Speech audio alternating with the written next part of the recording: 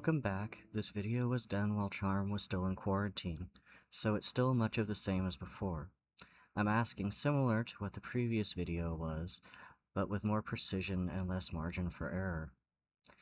There was a question posed to me about why I am not focusing on one body part in these videos and why I'm moving her all around, moving her front end and then her rear end and then her front end again.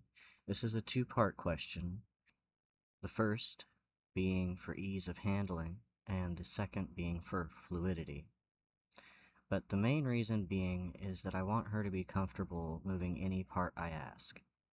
This is a general handling request that will help you in every day-to-day activity, from simply asking your horse to move over in a stall so that you can clean an area, to if you're at a wash rack and they've stepped on the hose. More complex places being on a trail and needing them to move over just a step or two when you don't have a lot of room to do so. Being able to ask for the front feet, the rear feet, or all four to move is a small but often very much overlooked thing. Have you ever asked a horse to move over and they lean into you? These are the exercises I like to do on any horse that I bring in, whether or not it's broke to ride or not. It's simply something that if the horse knows how to move its feet in a controlled manner when I need it to, it makes everything in my life easier to do. There is better horsemanship out there now. I've seen it from going through social media and clinics, and there is still too many that rush to despook and desensitize and get in the saddle, and then after they're on their back, they start trying to move their body around. And while you can do that, I prefer to do it this way. I prefer at the very least to have all of this handled before I ever get into the saddle.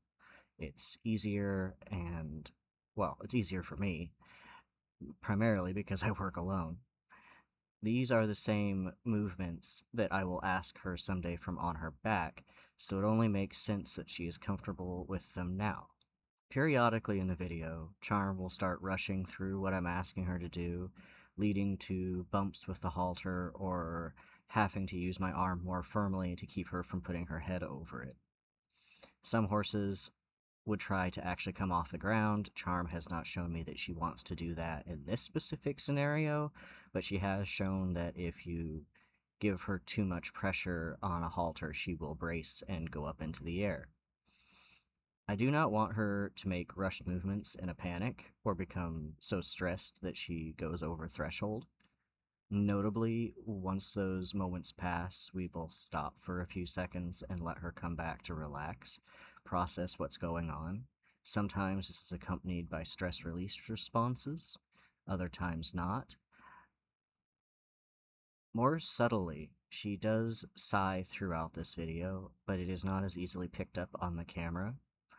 I will admit that I have had a hard time judging her eyes due to the heterochromia, as well as the white sclera combined, but over time I will adjust to her looks and be able to rely less on singular parts of her face and expressions, and be able to see her as a whole.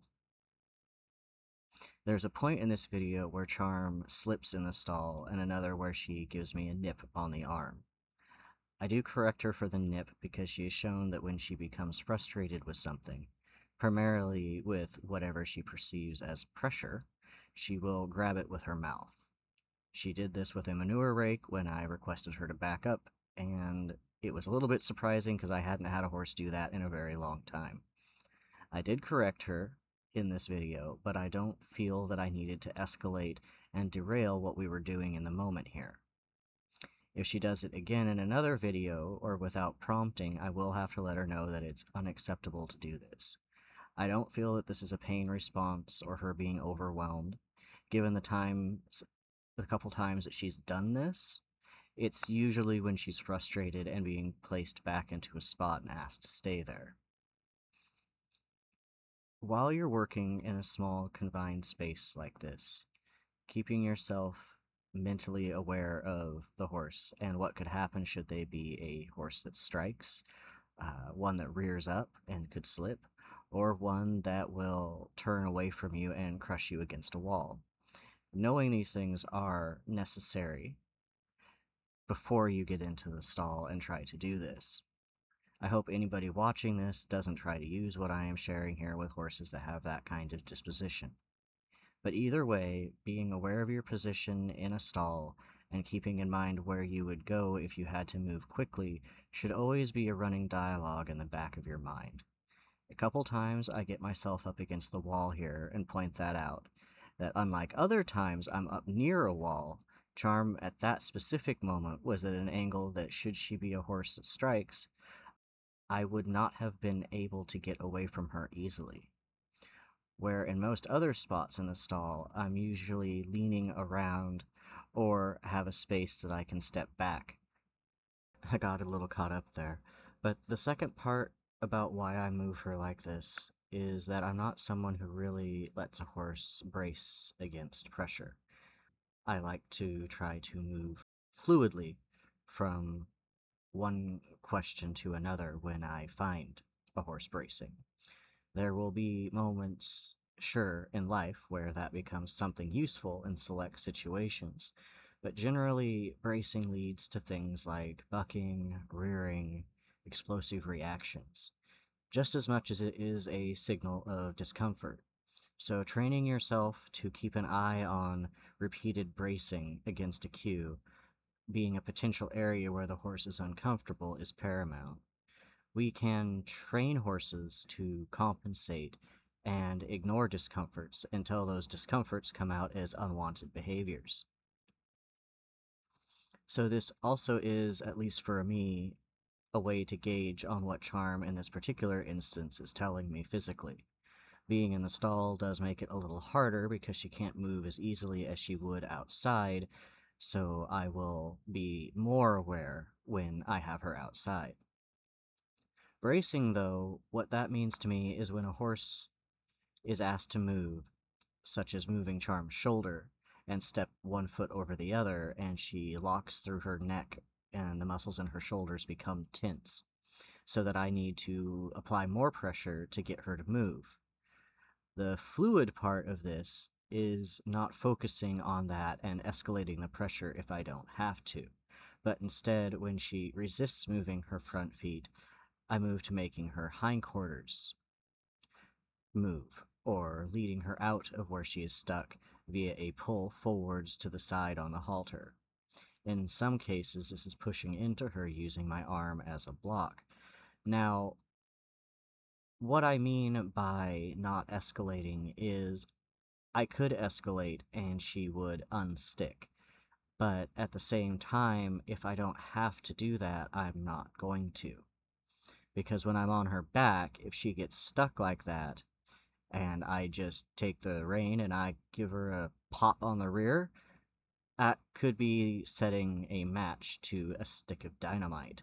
I would much rather have the ability to change what part of her is moving so that I can get her to start going forward in a controlled manner before, like, an explosive reaction.